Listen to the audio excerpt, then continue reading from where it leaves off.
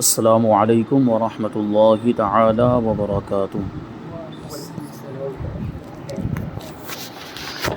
نحمده ونصلي ونسلم على رسوله الكريم، اما بعد فاعوذ باللہ من الشیطان الرجیم، بسم اللہ الرحمن الرحیم۔ ان اللہ وملائکتہ یصلون علی النبی یا ایہا الذین آمنوا صلوا علیہ وسلموا تسلیما۔ اللہم صلی علی سیدنا ومولانا محمد معدن الجود والکرم وآلہ الکرام وابنہ الکریم وبارک وسلم صلاۃ وسلاما علیک یا رسول اللہ صلی اللہ تعالی علیہ وسلم۔ یہاں سے توحید الہی کا بیان شروع ہو رہا ہے، یعنی اللہ تبارک و تعالیٰ کو ایک ماننا۔ اس کے بارے میں فرماتے ہیں کہ اسلام کے بنیادی عقیدوں میں سے اہم ترین عقیدہ عقیدہ توحید ہے، یعنی سب سے ضروری اور سب سے اوپر اگر کوئی عقیدہ آتا ہے تو وہ توحید کا عقیدہ ہے، اللہ کو ایک ماننے کا عقیدہ۔ ظاہر سی بات ہے یہ چیز پہلے نمبر پر کہ اللہ تبارک و تعالیٰ کو پہلے ایک ماننا پڑے گا، بعد میں رسول پاک صلی اللہ علیہ وسلم کی رسالت کی گواہی، اور پھر دوسری چیزیں آئیں گی، وہ جو دوسرے جو عقائد ہیں پھر ان کا نمبر آئے گا۔ سب سے پہلے نمبر پر جو عقیدہ ہے وہ ہے توحید الہی کا عقیدہ، یعنی اللہ تبارک و تعالیٰ کو ایک ماننے کا عقیدہ۔ اب اس کا مطلب کیا ہوتا ہے وہ بتاتے ہیں کہ توحید کا معنی دل سے تصدیق کرنا یعنی ماننا، اور زبان سے اس امر کا اقرار کرنا یعنی اس بات کا اقرار کرنا کہ ہمیں اور تمام عالم کو پیدا کرنے والی ذات ایک ہے اور وہ اللہ رب العزت ہے۔ کہ اب یہاں پہ جو مختلف الفاظ آتے ہیں، جیسے ہم کبھی کہتے ہیں اللہ عز و جل، کبھی ہم کہتے ہیں اللہ تبارک و تعالی، کبھی ہم کہتے ہیں اللہ رب العزت، تو ان کا معنی اور مطلب بھی تو ہمیں پتہ ہونا چاہیے کہ عز و جل کا کیا معنی ہوتا ہے۔ اللہ عز و جل کا معنی ہوتا ہے کہ اللہ عزت والا ہے، بزرگی والا ہے، عز و جل کا معنی یہ ہوا۔ اور رب العزت کا معنی یعنی عزت کا رب ہے، اللہ تبارک و تعالیٰ عزت کا رب ہے، اور رب کا معنی بھی کبھی کبھی والا کر دیتے ہیں، تو یہاں پر بھی وہی معنی ہوگا اللہ جو عزت والا ہے۔ اور جل جلالہ بولتے ہیں کبھی، اللہ جل جلالہ یعنی اللہ تبارک و تعالیٰ بزرگی والا ہے، جلال والا ہے، یہ سب چیزیں، اور ان کا مطلب ہوتا ہے تبارک و تعالیٰ اللہ برکت والا ہے، بلندی والا ہے، یہ ساری چیزیں ہیں۔ تو یہ اقرار کرنا اور یہ ماننا کہ ہم کو اور تمام دنیا کو، پوری کائنات کو پیدا کرنے والی ذات ایک ہی ہے اور وہ اللہ رب العزت ہے، اس کو کہتے ہیں توحید۔ اور آگے فرماتے ہیں یہ توحید کا حصہ ہے کہ اس کا کوئی شریک نہیں، یعنی یہ بھی ماننا ضروری ہے کہ اللہ تبارک و تعالیٰ کو کوئی شریک نہیں۔ جو بھی پوری کائنات کے اندر اللہ تبارک و تعالیٰ تصرف کرتا ہے، اللہ تبارک و تعالیٰ نے پوری کائنات کو پیدا کیا، ساری مخلوقات کو پیدا کیا، تو اس اکیلے نے ہی پیدا کیا، کسی کی مدد نہیں لی، اور اس پورے کام کے اندر اللہ تبارک و تعالیٰ کا کوئی شریک نہیں۔ اور اللہ تبارک و تعالیٰ کی ذات میں بھی کوئی شریک نہیں۔ ذات میں شریک ہونے کا مطلب یہ کہ اس کے جیسا دوسرا کوئی خدا نہیں، وہ اکیلا ہے۔ صفات میں بھی کوئی شریک نہیں، یعنی اس کی جو صفات جو اس کے ساتھ خاص ہیں وہ اس طرح کی صفات کسی اور چیز کے اندر نہیں پائی جا سکتی۔ نہ حکومت میں، یعنی اکیلا ہی بادشاہ ہے، اکیلا ہی حاکم ہے، اس کی حکومت میں بھی کوئی دوسرا شریک نہیں، اور عبادت میں بھی کوئی شریک نہیں، صرف اسی کی عبادت کی جا سکتی ہے، دوسرے کسی کی عبادت نہیں کی جا سکتی، دوسرا کوئی عبادت کے لائق ہی نہیں ہے، صرف اللہ تبارک و تعالیٰ ہی عبادت کے لائق ہے۔ تو اس کا کوئی شریک نہیں ہے، نہ ذات میں، نہ صفات میں، نہ حکومت میں، نہ عبادت میں۔ اللہ پاک کا موجود ہونا آفتاب سے زیادہ روشن ہے، یعنی سورج سے بھی زیادہ روشن ہے، کہ سورج جب روشن ہو تو اس میں کوئی شک نہیں رہتا، کہ وہ سورج کے وجود میں کوئی شک اور شبہ باقی نہیں رہتا۔ جب سورج نکلا ہوا ہو، سورج نکلا ہوا ہو اور اس کے باوجود کوئی سورج کا انکار کرے تو اس کو بے وقوف کہا جائے گا، اس کو جاہل کہا جائے گا۔ تو اس حقیقت سے بھی زیادہ روشن اللہ تبارک و تعالیٰ کا موجود ہونا ہے۔ اس کی ذات کا یقین ہر شخص کی فطرت میں داخل ہے، یعنی اللہ تبارک و تعالیٰ نے انسان کی فطرت ہی ایسی بنائی ہے کہ اس کو خدا کا یقین کرنا ہی پڑے گا۔ فطرت یہ الگ بات ہے کہ گمراہ ہونے کے بعد یا ایسے باطل خیالات کی وجہ سے کچھ انسان ایسے ہیں جو اللہ تعالیٰ کے وجود کا انکار کر دیتے ہیں، لیکن انسان کی فطرت اللہ تبارک و تعالیٰ نے ایسی بنائی کہ کبھی نہ کبھی کسی بھی زندگی کے کسی نہ کسی موقع پر اس کو اللہ تبارک و تعالیٰ کے وجود کا اقرار کرنا ہی پڑتا ہے۔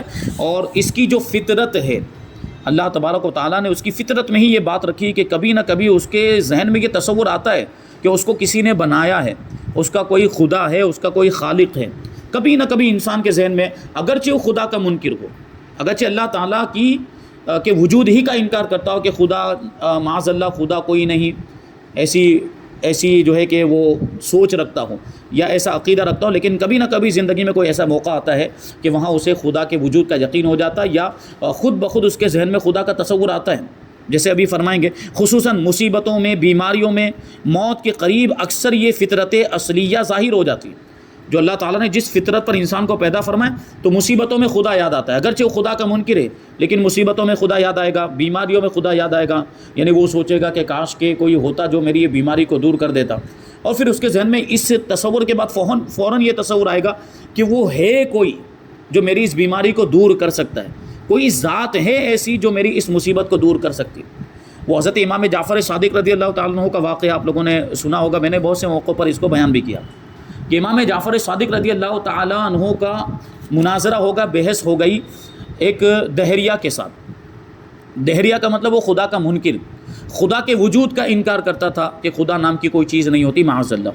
تو حضرت امام جعفر صادق رضی اللہ تعالیٰ عنہ کی اس کے ساتھ جب گفتگو ہوئی، وہ جو شخص تھا جو دہریہ، وہ ملاح تھا. ملاح کا مطلب کشتی چلانے والا، جہاز چلانے والا. تو امام جعفر صادق رضی اللہ تعالیٰ عنہ نے اس سے پوچھا کہ ٹھیک ہے، تم کشتی چلاتے ہو، تم جہاز چلاتے ہو، تو بتاؤ کہ کبھی جہاز چلاتے وقت سمندر میں یا دریا میں تمہارا کبھی طوفان کے ساتھ سامنا ہوا؟ تو اس نے کہا ہاں، ایک مرتبہ بہت بڑا طوفان آ گیا تھا.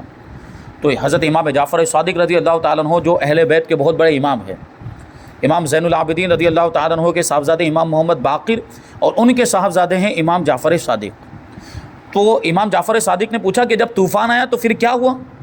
تو وہ ملاح جو کشتی چلانے والا تھا، جہاز رانی کرنے والا، جہاز باند تھا، اس نے جواب دیا کہ وہ طوفان آیا تو کشتی میں جتنے بھی لوگ تھے وہ سب ڈوب گئے، مر گئے، ہلاک ہو گئے. تو امام جعفر صادق نے اس سے پوچھا کہ پھر تم کیسے بچ گئے؟ تو اس نے جواب دیا کہ میرے ہاتھ میں کشتی کا ایک تختہ لگ گیا اور اسی تختے کے سہارے میں تیرتا ہوا کنارے کے قریب پہنچ گیا. لیکن جب میں کنارے کے قریب پہنچا، بھی کنارہ تھوڑے فاصلے پر ہی تھا کہ وہ تختہ بھی میرے ہاتھ سے چھوٹ گیا. لکڑے کا جو تختہ، وہ تختہ بھی میرے ہاتھ سے چھوٹ گیا. اب کسی طریقے سے ہاتھ پیر مارتے ہوئے میں بڑی مشکلوں کا سامنا کرتے ہوئے، دشواریوں کا سامنا کرتے ہوئے کسی طرح میں کنارے پر پہنچ گیا اور اس طرح میری جان بچ گئی. اب امام جعفر صادق رضی اللہ تعالیٰ عنہ نے اس سے ارشاد فرمایا کہ جب تم جہاز میں تھے، جب تم کشتی میں تھے، تو تمہارا بھروسہ اور اعتماد اس جہاز کے اوپر تھا کہ یہ جہاز مجھے کنارے پر پہنچائے گا. لیکن جب جہاز ڈوب گیا تو اب تمہارا پورا اعتماد اور تمہارا پورا بھروسہ اس تختے کے اوپر تھا کہ اب میں اس تختے کے سہارے کنارے پر پہنچوں گا. لیکن جب تختہ بھی ڈوب گیا تو اب بتاؤ کہ اس وقت تمہارے ذہن میں کیا تصور تھا؟ اس بے بسی کے عالم میں، اس بے سہارا وقت میں، بے کسی کے عالم میں، کہ اب کوئی ظاہری سہارا نہیں تھا. جہاز بھی چھوٹ گیا، اب وہ تختہ بھی چھوٹ گیا. اس وقت تمہارے ذہن میں کیا تصور تھا؟ کیا اس وقت بھی تمہارے ذہن میں یہ بات آئی تھی کہ اب بھی مجھے کوئی بچانے والا بچانا چاہے تو بچا سکتا ہے؟ تو اس نے کہا ہاں، میرے ذہن میں یہ تصور تھا کہ ہاں، اب بھی مجھے کوئی بچانے والا بچانا چاہے تو بچا سکتا ہے. تو حضرت امام جعفر صادق رضی اللہ تعالیٰ عنہ نے اس سے پوچھ لیا کہ وہ کون ہے؟ وہ کون ہے جو تمہیں اس مصیبت کے عالم میں بھی اور بے کسی اور بے بسی کے عالم میں بھی بچانا چاہے تو بچا سکتا ہے؟ تو وہ خاموش ہو گیا. اس کے پاس کوئی جواب نہیں تھا. امام جعفر صادق رضی اللہ تعالیٰ عنہ نے ارشاد فرمایا کہ اس بے کسی اور بے بسی کے عالم میں، بے سہارا وقت میں جس ذات کا تصور تمہارے ذہن میں آیا تھا کہ وہ بچانا چاہے تو اس ایسے وقت میں بھی مجھے بچا سکتا ہے، وہی ذات تو خدا ہے، اور اسی نے تمہیں بچایا، اسی نے تمہیں کنارے پر پہنچایا. تو اب اس کو سمجھ میں آ گئی بات، اور وہ اپنے باطل عقیدے سے اس نے فوراً توبہ کر لی اور مسلمان ہو گیا. تو یہ دیکھیں، مصیبتوں کے وقت ایسے کبھی نہ کبھی کوئی ایسا موقع آتا ہے کہ خود بخود انسان کی لو اللہ تبارک و تعالیٰ کی ذات سے لگ جاتی ہے، اس کے ذہن میں خدا کا تصور آتا ہے. یہ فطرت اصلیہ ہے انسان کی، اور یہ فطرت اصلیہ ایسے موقعوں پر ظاہر ہو جاتی ہے. اور بڑے بڑے منکرین بھی خدا ہی کی طرف رجوع کرنے لگ جاتے ہیں، جیسے کہ ابھی یہ واقعہ سنا آپ نے، اور ان کی زبانوں پر بھی بے ساختہ خدا کا نام ہی آ جاتا ہے. تھوڑی سی عقل والا انسان بھی دنیا کی تمام چیزوں پر نظر کر کے یہ یقین کر لیتا ہے کہ بے شک یہ آسمان و زمین، ستارے اور سیارے، انسان و حیوان یعنی انسان و جاندار، جانور اور تمام مخلوق کسی نہ کسی کے پیدا کرنے سے پیدا ہوئی ہیں.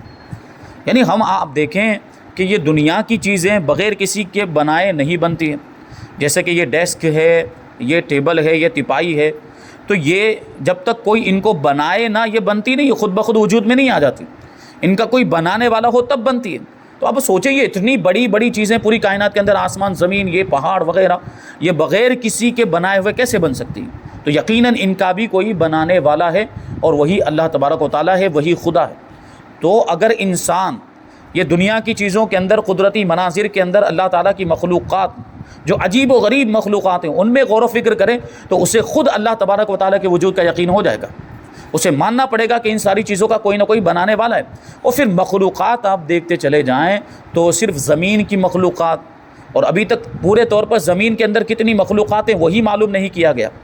انسان ابھی تک، انسان کی رسائی وہاں تو ہو ہی نہیں سکی کہ وہ ساری مخلوقات کو جان لے کہ ابھی تک کتنی مخلوقات ہیں، بلکہ سمندر کے اندر پھر کتنی مخلوقات، ابھی زمین کی مخلوقات شمار نہیں کی جا سکی تو سمندر کے اندر کتنی مخلوقات ہوگی، اور دن بدن نئی مخلوقات دریافت ہوتی رہی۔ ابھی کچھ دن پہلے، وہ ایک بیان کے اندر میں نے اس کو ذکر کیا، کچھ دن پہلے ایک نئی مچھلی دریافت ہوئی، ابھی تک اس مچھلی کو کسی نے دیکھا ہی نہیں تھا۔ اور سمندر آپ کو معلوم ہونا چاہیے کہ تقریباً یہ ہماری جو زمین ہے جس کو ارتھ کہتے ہیں انگلش میں، یہ اس کا 70% حصہ پانی پر مشتمل ہے، اور صرف 30% حصہ یہ زمین ہے، لینڈ ہے۔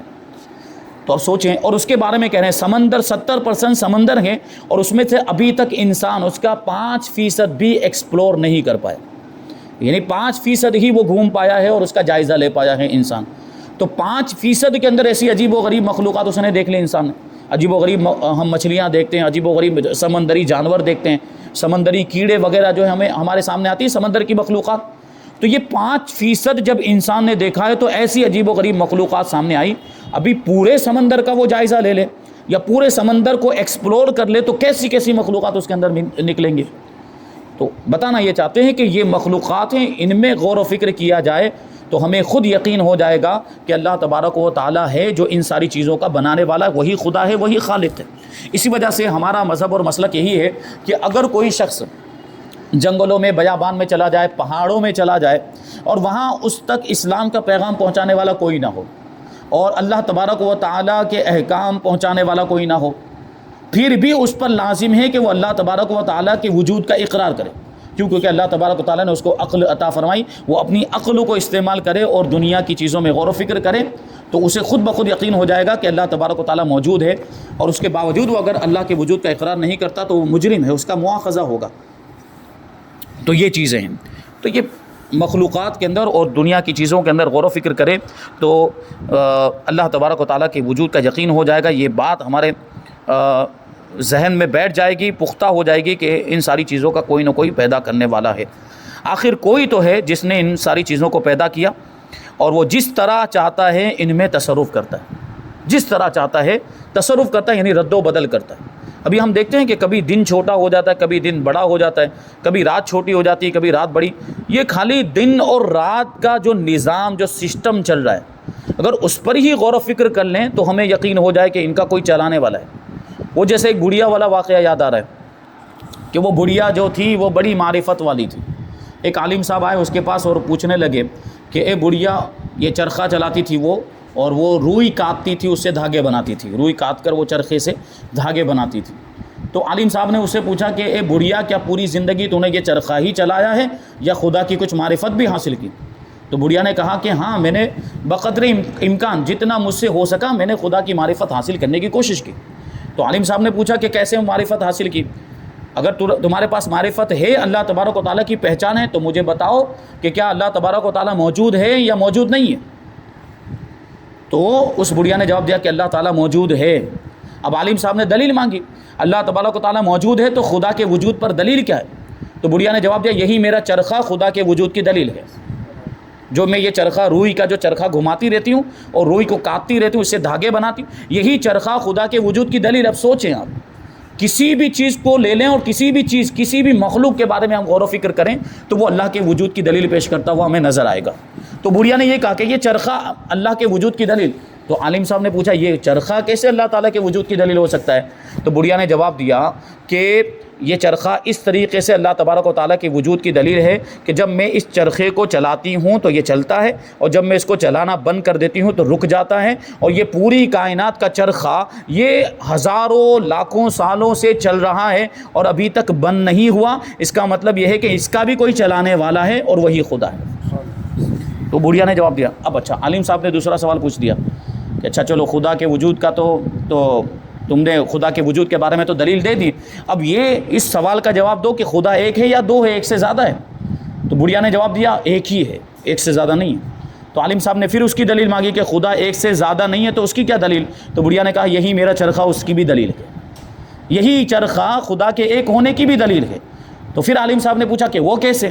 تو اس نے جواب دیا کہ جب میں اکیلی اس کو چلاتی ہوں تو یہ برابر مناسب رفتار کے ساتھ چلتا رہتا ہے، اور اگر اس چرخے کو دو عورتیں مل کر چلائیں تو یا تو اس کی رفتار تیز ہو جائے گی اور تیز ہونے کے بعد یہ ٹوٹ جائے گا، یا پھر ہم دونوں اگر ایک ہی سمت میں چلائیں گے تو رفتار تیز ہو جائے گی، ایک ہی طرف چلائیں گے تو دو مل کر چل کے دونوں کی طاقت لگ جائے گی، تو اب ایک طرف چلائیں گے تو رفتار تیز ہو جائے گی، اور اگر دونوں مخالف سمت میں چلائیں گے یعنی میں ادھر چلاؤں اور وہ ادھر چلائے تو پھر وہ چرخہ چل ہی نہیں پائے گا۔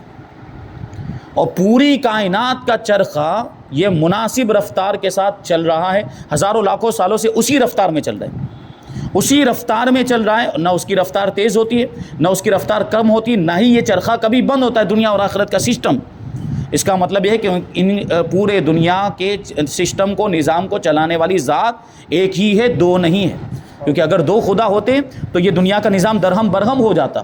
ایک خدا چاہتا کہ میں ایسے چلاؤں گا، دوسرا خدا چاہتا کہ میں ایسے چلاؤں گا، تو دنیا تباہ و برباد ہو جاتی۔ دنیا تباہ و برباد نہیں ہوئی، ابھی تک چل رہی۔ اس کا مطلب کہ خدا اس کا نظام چلانے والا، دنیا کا نظام چلانے والی ذات ایک ہی ہے، دو نہیں ہے۔ یہ سوچیں کہ اس زمانے کی بڑھیا بھی کیسی ہوتی تھی، کیسی اللہ کی معرفت رکھتی۔ تو یہ دنیا کی چیزوں کے اندر اگر ہم غور و فکر کریں تو ہمیں یقین ہو جائے۔ اسی کو کہتے ہیں کہ اللہ تبارک و تعالیٰ جس طرح چاہتا ہے ان چیزوں میں تصرف کرتا ہے، کیونکہ جب ہم کسی تخت یا کرسی وغیرہ کو دیکھتے ہیں تو فوراً سمجھ لیتے ہیں کہ انہیں کسی نہ کسی کاریگر نے بنایا ہے، اگرچہ ہم نے اپنی آنکھ سے اس کو بناتے ہوئے نہیں دیکھا، لیکن پھر بھی ہم یقین کرتے ہیں کہ یہ بغیر بنائے ہوئے نہیں بن سکتی، ان کو کسی نے بنایا ہوگا تبھی۔ وہ واقعات پہ واقعات یاد آ رہے ہیں۔ امام اعظم ابو حنیفہ رضی اللہ تعالیٰ عنہ کا واقعہ یاد آ گیا کہ ان کا ایک دہریے کے ساتھ مناظرہ ہوا، وہی خدا کا منکر۔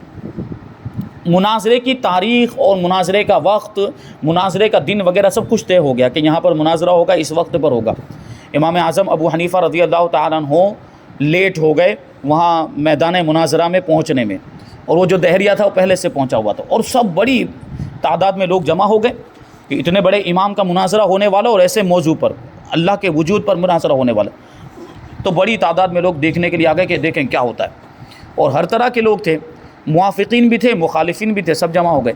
امام اعظم رضی اللہ تعالیٰ عنہ کو تاخیر ہوئی، آپ لیٹ پہنچے، تو وہ دہریہ کہنے لگا کہ آپ لیٹ کیسے ہو گئے، اتنی تاخیر آپ کو کہاں پر ہو گئی؟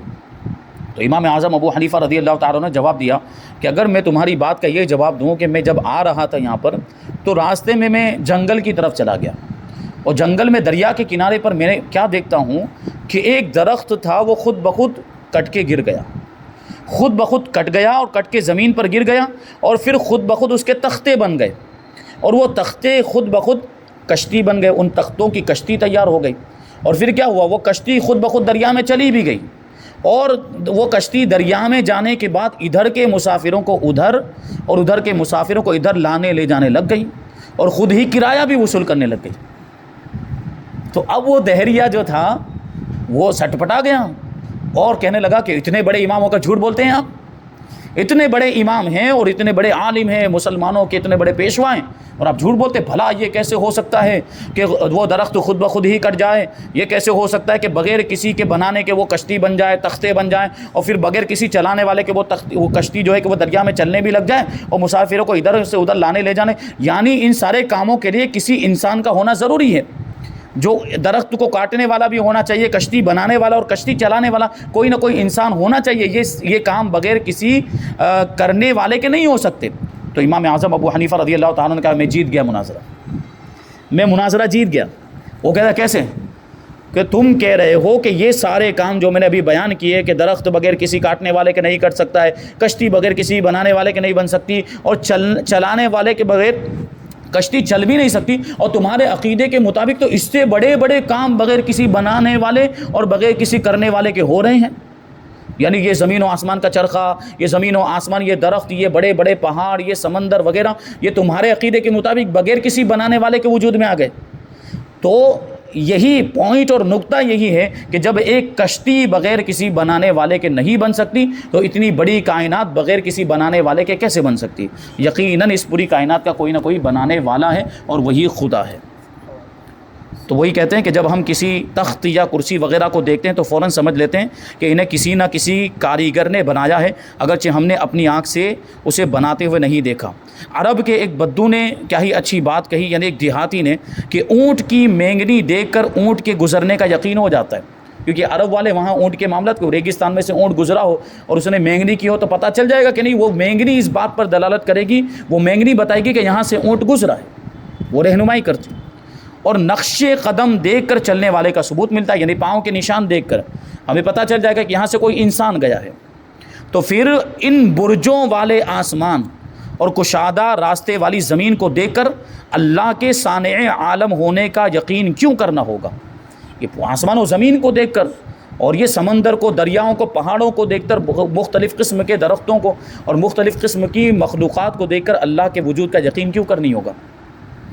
فی الواقع زمین، یعنی حقیقت میں زمین و آسمان کی پیدائش، رات دن کا اختلاف، ستاروں کا خاص نظام، ستاروں کا بھی ایک خاص نظام ہے۔ آپ دیکھیں گے تو سال کے مختلف ایام میں، مختلف دنوں میں ایک ستارہ یہاں پر ہوتا ہے، پھر اس کی جگہ بدلتی، وہ یہاں جاتا ہے، یہاں جاتا ہے، وقت کے اعتبار سے اس کے برج بدلتے ہیں، اس کی جگہ بدلتی ہیں۔ اور پھر ہم سورج کا بھی نظام دیکھیں کہ سورج پورے مہینے کے اندر کس انداز میں وہ چکر لگاتا ہے، اور پورے سال کے اندر کیسے اس کی جگہ بدلتی ہے۔ چاند کی بھی کیسے جگہ بدلتی ہے، اور چاند کے اندر تو اور عجیب کیفیت ہے کہ وہ پہلے چھوٹا ہوتا ہے، پھر بڑا ہوتا ہے، 14ویں رات میں بالکل مکمل ہو جاتا ہے، پھر گھٹنے لگ جاتا ہے۔ یہ سارا نظام اللہ تبارک و تعالیٰ چلا رہا ہے، اور یہ ساری چیزیں اللہ تبارک و تعالیٰ کے وجود کی دلیل ہیں۔ تو ستاروں کا نظام اور ان کی مخصوص گردش، یعنی ان کا گھومنا، اس بات کی کھلی ہوئی دلیلیں ہیں کہ ان کا کوئی پیدا کرنے والا ضرور ہے، جو بڑی زبردست قوت و قدرت والا اور بڑا حکیم اور با اختیار ہے، جس کے قبضہ قدرت سے یہ چیزیں نکل نہیں سکتی، یعنی یہ چیزیں باہر نہیں ہو سکتی۔ ان سب چیزوں پر اللہ تبارک و تعالیٰ کا اختیار ہے، اور یہی ساری چیزیں اللہ تبارک و تعالیٰ کے وجود کی دلیل ہیں۔ بہرحال یہ تو ابھی کچھ بنیادی شروعاتی چیزیں تھیں، انشاءاللہ اس کے تعلق سے عقائد اور قرآن کی روشنی میں کچھ باتیں بیان کی جائے گی۔ اللہ تبارک و تعالیٰ کی بارگاہ میں دعا ہے کہ جو کچھ بھی بیان ہوا اس پر ہم سب کو عمل کرنے کی توفیق عطا فرمائے۔ وما علینا الا البلاغ۔ السلام علیکم۔